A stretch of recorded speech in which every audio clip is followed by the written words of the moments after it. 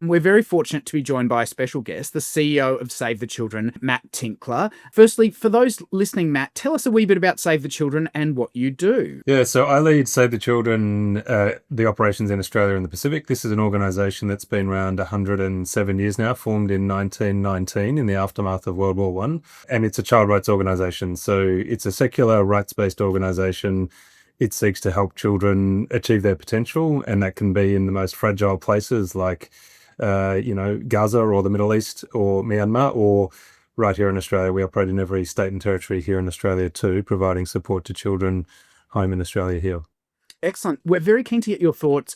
Up until obviously the attack in the Middle East on the weekend, sort of there was front and center was the discussion over ISIS brides, the repatriation of children to Australia, and all the complexities around that. So very keen to get your thoughts over that and sort of what the take is from Save the Children. And the first question there is, realistically, this tension, is it a child protection issue? Is it a national security issue? And who's sort of responsible for the situation we find us in with the ISIS brides and children and the repatriation? And what's your take over this situation? Yeah, well, our view is very clear that it's both a national security issue and a child protection issue. And it's also very clear that the responsibility here sits with the Australian government. These are Australian citizens at the end of the day. The women, much has been made of their choice or otherwise to go into the Middle East during the conflict with ISIS. But the reality for these women is very nuanced. Some of them went deliberately and very obviously and talked about that. Some went because they were pushed by their husbands or fathers to go. Some were children themselves when they were taken, right? So their story is nuanced, but the story with the kids is very clear.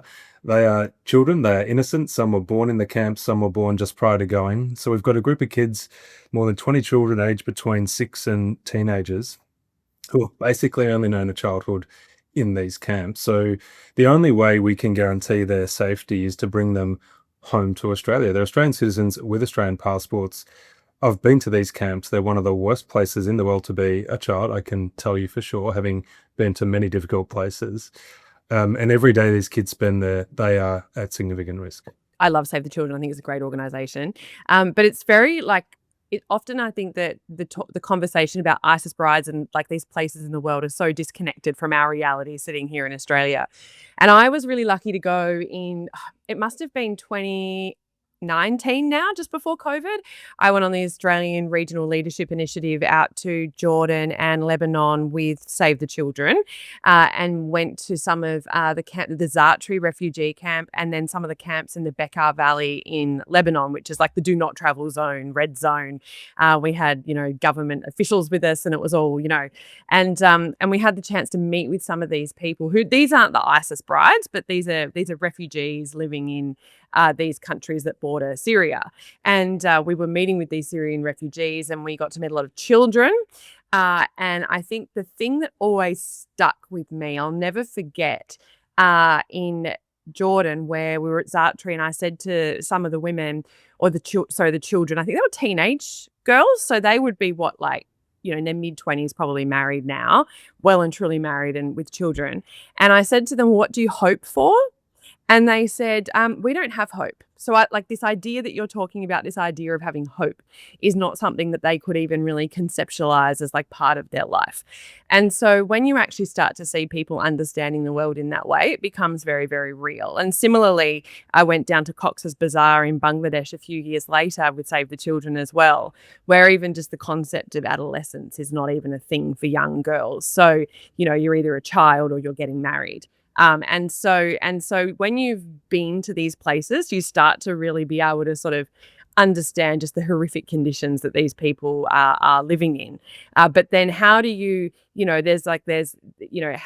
do you sort of, from in Australia, I know some of the criticism is, well, as Neil mentioned, like the national security angle. What is your sort of, how do you reconcile that for Australia and saying, because you're right, they're citizens, aren't they?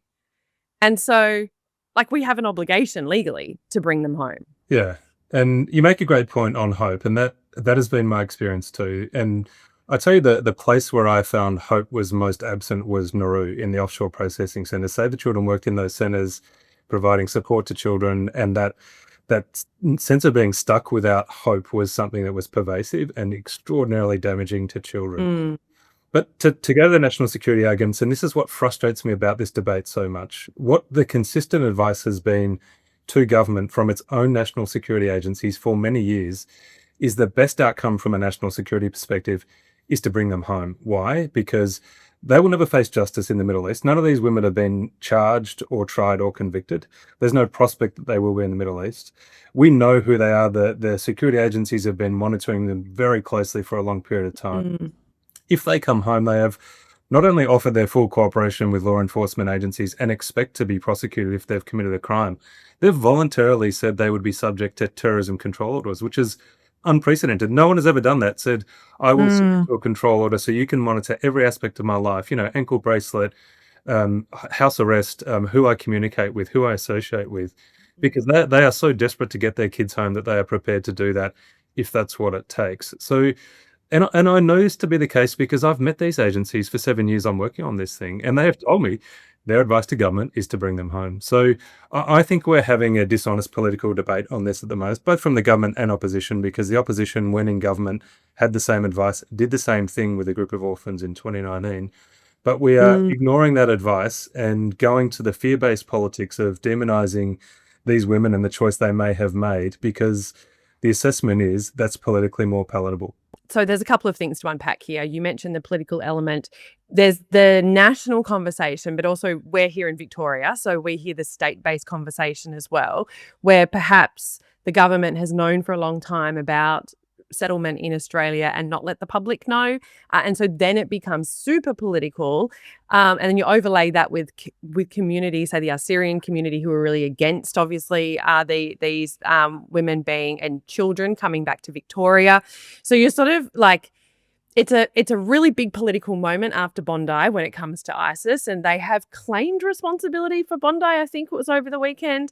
Then you have this state level conversation as well, and that's really heating up politically here in the lead up to the election. Obviously, the opposition are against it, but actually, I think it's perhaps maybe some of the dishonesty about it or the lack of transparency. So then it just becomes this, this super political football, rather than something about, say, the human rights of these people and the children, because the children are the ones that I really, I mean, everyone, but it is the children that you really feel for. So when they come back to Australia, just going back to the legal stuff again, you mentioned, I didn't know that they would be monitored like that. I didn't realize that was a thing. So that's new information to me because that doesn't cut through in the newspapers. Right. That's not a headline. Yeah. So when they come back, would they be charged with anything? Is that actually what's going on here? Yeah, well, they definitely can be if there's evidence they've committed a crime. So when a group was repatriated in 2022, one of the women, Mariam Raad, was charged with an incursion offence, and she went through the judicial process in line with that. So if the government has evidence of an offence being committed, that opportunity is open to them. The state and territory governments is interesting, right? Because in my view, they would be derelict in their duty if they weren't preparing to welcome these people home, because at the end of the day, state and territory government services are going to have to respond. So whether that's imminent next week or next year, law enforcement agencies, social service agencies, child protection agencies, health services, dental services, all have to respond to these kids. And the best example I can give you, when I went to the camp in 2022, I said to a young girl, "How old are you, sweetheart?" And she said, "I'm 8. And I was shocked because she was smaller than my 5-year-old. Her teeth were black and falling out. She was malnourished, probably stunted for her age. I was worried she was not going to survive. She was one of the ones repatriated in 2022. The latest photo I've seen of her is dressed up for book week, going to school, all this support and care wrapped around her, and she is living her life as a child in her home country in Australia. And all of these kids deserve that chance, right? And it's within our means to do it. How do we know? Because we've done it before. So it's just a very frustrating political debate from my perspective. How is that debate playing out in other places around the world? Like, is this something are there, say, for example, UK citizens who are in camps as well? What are other countries doing when it comes to repatriation of ISIS brides and their children? Yeah, it's mixed. So the US repatriated virtually all of its citizens straight away. A lot of other European nations, France, Belgium, Netherlands, Germany, have repatriated large cohorts over the years. The biggest nationality is Syrians and Iraqis, and at the moment, Iraq is repatriating thousands and thousands of women and children from these camps. It's a very difficult situation, in a country that was so impacted by the conflict with Yeah. ISIS as well, but they're doing it because they have to. The UK its position has been closer to Australia's in that it doesn't want to take responsibility for repatriations. There have been some select ones done over the years, but some very famous ones that have not been done as well. So how do we reconcile? Australia's hit the news topically. I'm a dual citizen. If I commit a crime in Australia, the Australian government can cancel my Australian citizenship, despite the fact that I'm born here. And these people, as you said, some of them were born overseas. In Syria has a bloodline citizenship. So, if you've got a Syrian father, you get Syrian citizenship as a child, but also has citizenships for what you call stateless people. So if you're born in Syria and you are born stateless, you can get Syrian citizenship. There's a number of Australians out there going, hold on a second, we deport people to New Zealand who have no connection to New Zealand, and we cancel their citizenship after they've committed an offence. These people potentially voluntarily, for the mothers or the fathers, potentially went to Syria.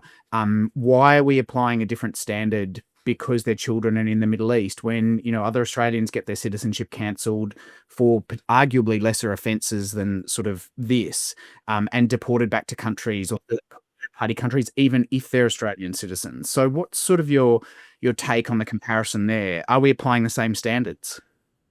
Well, none of these women or children are dual citizens, to my knowledge. They're all Australian citizens. The women were all born in Australia, apart from perhaps one who the temporary exclusion order has been applied to in the last couple of weeks. And the children are all Australian citizens. They have been issued citizenship by descent. To my knowledge, none of them have had an opportunity or have the option open to them for applying for any other citizenship outside Australia. So if they aren't brought home, they're essentially stateless. And not only that, but stateless in what's a war zone. Like this, Syria has been in conflict for decades, and we've just seen on the weekend that it's a very unstable part of the world. The nearest international airport to these camps is Erbil, and Erbil was part of the military escalation over the weekend and the target of Iranian attacks because it also houses a US military base. So it's one of the most volatile and dangerous parts of the world. You've got a set of very vulnerable Australian citizens there. The longer we leave them there, the worse risks to them and to us. Is it really that much of a vote winner?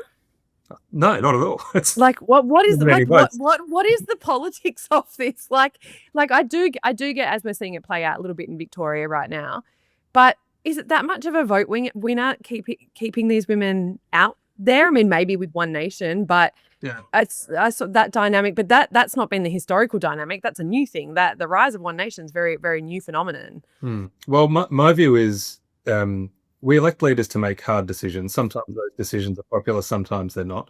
This is a fantastic example of where a hard decision, but right for all the policy reasons we've talked about, needs to be made, and it's in the national interest. It's in the human rights interest of these children. But we don't have political leaders who are willing to step up and explain that carefully, patiently, persistently to the Australian public and say, we know this might leave a bad taste in your mouth and you wouldn't have made this choice as parents that some of these people did. But the best outcome for these children, the best outcome for Australians, the best outcome for national security is to bring them here. And that's what we'll get the job done and be a responsible government. But we haven't seen that leadership from the opposition or the PM.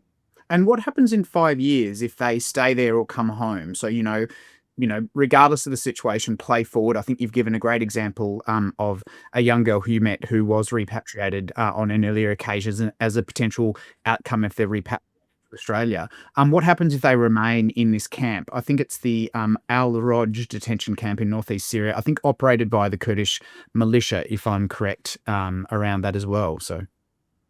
Yeah, so these camps are operated by the Autonomous Administration of Northeast Syria, or Kurdish administration, but in the last couple of months, that territory has essentially been ceded to the government of Syria, and the government of Syria has indicated it will take control of all of these camps. It took control of another camp, Al Hol, in the last month, and essentially opened the gates. So to the extent that combatants or wives and children were held in that camp, they are in the community now.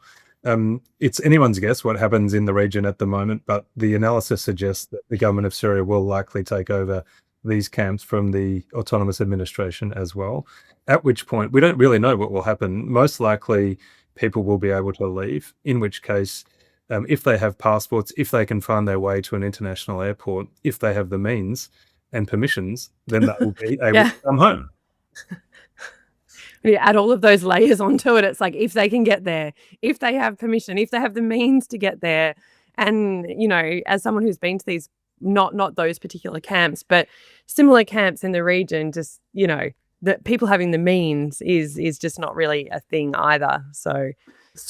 So Matt, my final question while we round out sort of the discussion on ISIS brides, and we might ask you to stay just a little bit while we dive into the impact of the Middle East more generally, particularly on children, is obviously the Pub Test podcast is very deliberately designed to try and find a centre in Australia. So obviously Erin sort of is from the moderate centre right, I'm sort of from the moderate centre left, and we're trying to find a nuance in this space. If you could sort of articulate for a Liberal National or a coalition side of things or a Labor side of things, what would your messaging be over the repatriation of these children and wives, talking to sort of the Labor language or the Conservative language? What would you say is your one or two sentences if you did have lunch or dinner with Angus Taylor or Anthony Albanese at the moment? I'd say good policy is good politics. And on all the policy grounds here, be it national security grounds, administration of justice, support for your former allies in the region that fought a war against ISIS, the Kurds who are currently holding this burden for the global world, or in terms of your human rights obligations and commitment to the best interests of children, on all of these grounds, the answer is to repatriate these women and children and do it in a controlled and careful way to eliminate any risks to them and to Australians. So I think it stacks up on all of those grounds. But if that doesn't work, I would just say to them, I challenge you to do what I did and go to these camps and look these children in the eye, hear their broad Aussie accents say, I want to come home, I want to watch, I want to be able to go to the beach, I want to be able to sit under a tree. Like, there's no trees in these camps, right? And I challenge them to do that and come back and say, it's the right thing to do to keep those kids here. So that would be my spiel. So it's very great having you here, Matt, and thank you for your contribution around sort of the discussion of the ISIS brides and children. If you've got a few moments, we might ask you to hold on as we dive into our next segment, and just ask you a couple of reflections over. Obviously, in the past week, we've had a huge escalation of things happening in the Middle East, and Erin and I were trying to work out what we called this final segment on international affairs in the Pub Test podcast today, and I think we landed on the "what the hell is happening in the Middle East?" question mark as kind of topic. So recap for those who aren't familiar, although it has definitely been a busy media cycle. Obviously, Israel and the US launched a strike against Iran and killed the Ayatollah and a number of other senior operators within the Iranian regime. What we've then had is counterattacks, and the counterattacks have been substantial, not just onto Israel, where a number of people have died, and US bases, but we've also seen, as of latest count, and recognise this changes sort of hourly, at least 3 civilians killed in the United Arab Emirates, a Kuwaiti citizen, and other citizens sort of killed in a large number of countries. In fact, Iran has attacked, by last count, 6 countries, including Kuwait, Saudi Arabia, Qatar, Bahrain, UAE, and I'm sure I've missed an Iraq, I think was the other one in the mix there. So Erin and I are going to dive into sort of what this all means for Australia. But what's your take from Save the Children's perspective on the human and the child costs of sort of another extended conflict potentially in the Middle East, which is impacting everything from travel and transport to obviously children and their welfare across the region? Yeah, so I mentioned Save the Children's was founded as a humanitarian organisation. The founder went behind enemy lines at the end of World War I and famously campaigned to feed the so-called enemy's children, making the point that children were innocent, and regardless of your views, their affiliation or parents, they deserve our support and love, and they have rights. So that's in our DNA. And I think what we are very worried about here is that children will ultimately bear the brunt of these kind of conflicts. You've already seen reports over the weekend of a potential strike on a school that's may have killed, many children. So what we see is that whatever the military or political objectives in these scenarios are, the people who are the most vulnerable have the most to lose and wear this the most. And in our case, that's nearly always children. So the humanitarian system is already struggling to keep up. We are experiencing a larger amount of conflict than any time since the end of World War II. Over 500 million kids currently live in a conflict-affected zone, and that will have gone up significantly over the weekend.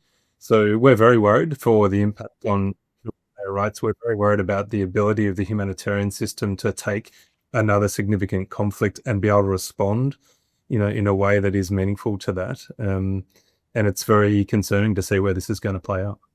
It's definitely an interesting time, and very much concerned for the humanitarian impact across the region and the consequences there. As I said, Matt, it's been really great to have you on today. As I said, for those of you listening online or watching online, it's savethechildren.org.au. Please have a look at their website and jump online. Really great to have Mat Tinkler, their Australian CEO, joining us here and talking about not just the complexity of ISIS brides and what that means for Australia, but also some of the broader concerns for children in the region. And for those of you listening, hang on as well, because after we say goodbye to Matt, we're going to dive into what else is happening in the Middle East. Thanks, Scott. Cheers.